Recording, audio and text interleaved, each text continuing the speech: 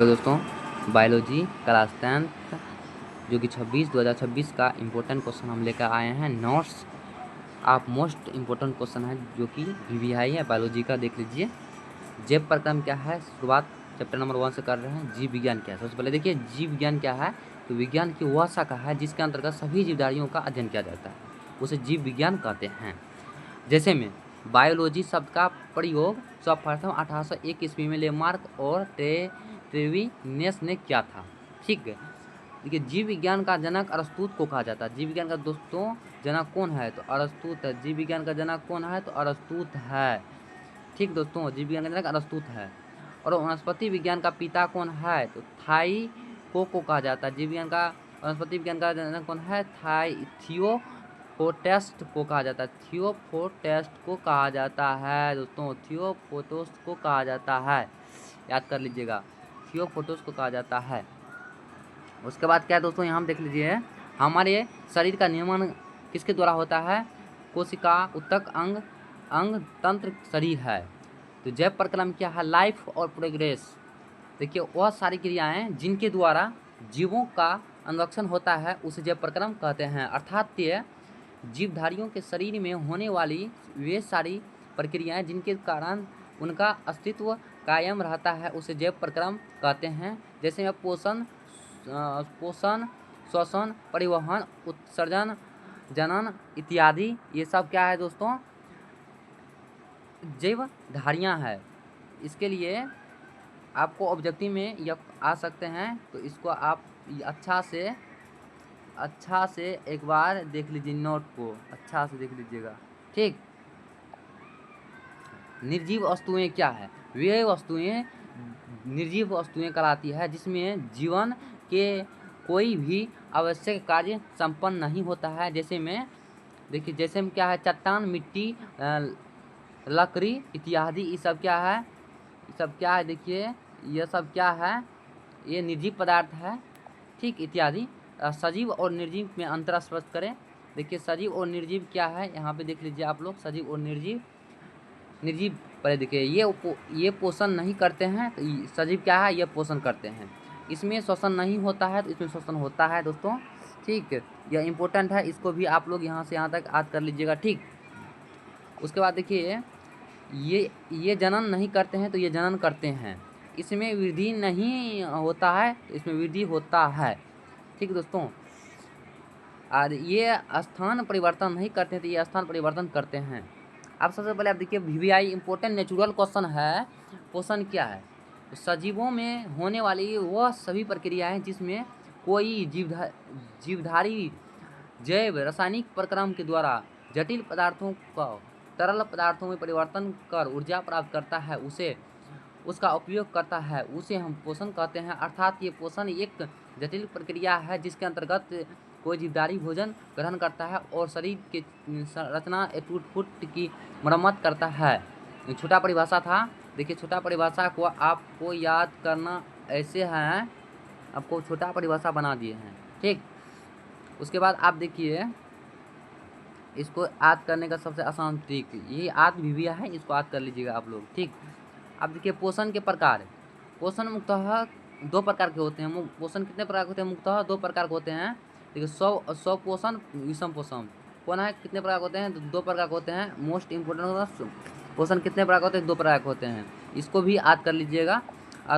स्वपोषण क्या है, स्वपोषण के एक ऐसा पोषण है जिसमें जीवधारी जैविक पदार्थ का यहाँ आप देख लीजिए, यहाँ से आप जैविक पदार्थ का संश्लेषण अकार्बनिक स्रोतों के स्वयं करते हैं, उसे स्वपोषण कहते हैं।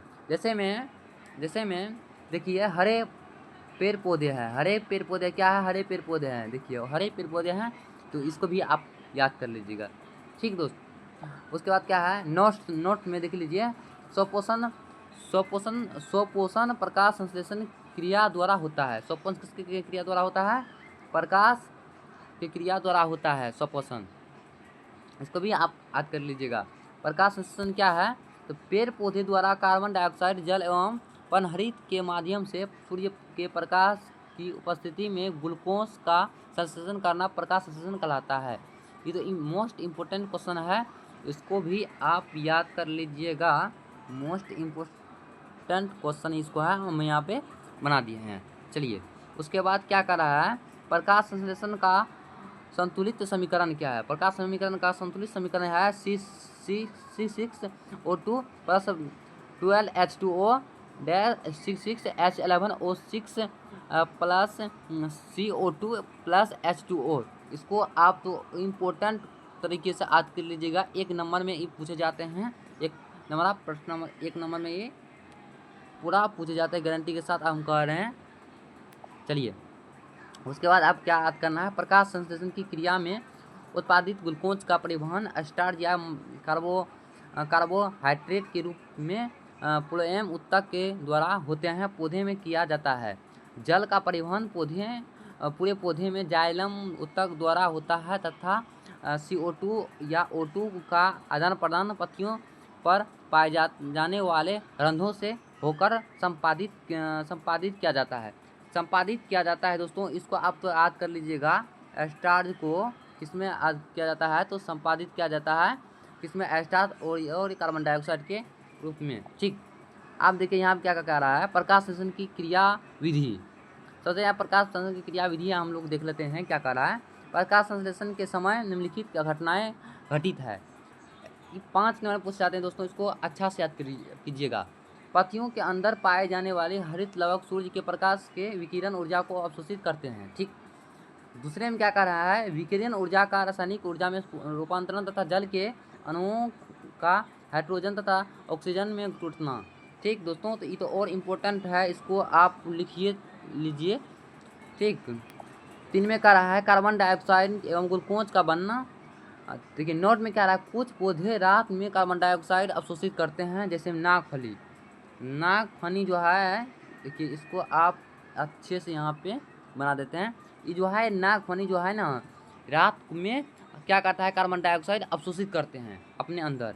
ठीक, हरित लवक देख लीजिए यहाँ पे, हरित लवक पत्तियों और तनों में पाया जाता है। हरित लवक के कारण पत्तियों एवं तना का रंग हरा होता है। इनका हरा रंग इनमें उपस्थिति पुष्पन हरित या क्लोरोफिल के कारण होता है। हरित लवक को पादप कोशिका का रोसई घर कहते हैं।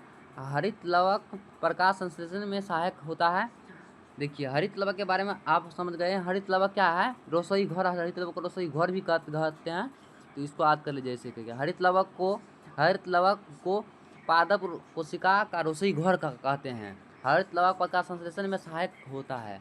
ठीक दोस्तों, अब देखिए रंजक के अणु होते हैं जो सूर्य के प्रकाश की एक विशेष तरंगदैर्घ्य वाली किरणों को अवशोषण करते हैं। पत्तियों में उपस्थित रंजक अधिकांश नीले एवं लाल क्षेत्र में प्रकाश को ही अवशोषित करते हैं। वे हरे रंग के प्रकाश को परावर्तित कर देते हैं, इसलिए पौधे हरे रंग के दिखाई पड़ते हैं। अब पनहरित क्लोरोफिल के प्रकार बताएं यहाँ पे। तो पनहरित क्लोरोफिल के हम प्रकार बता रहे हैं। पनहरित मुख्यतः 4 प्रकार के होते हैं। पनहरित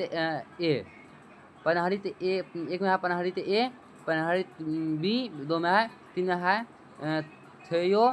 जेटोफिल, 3 में है, 4 में है केरोटीन। ये चारों आप जो है याद कर लीजिएगा।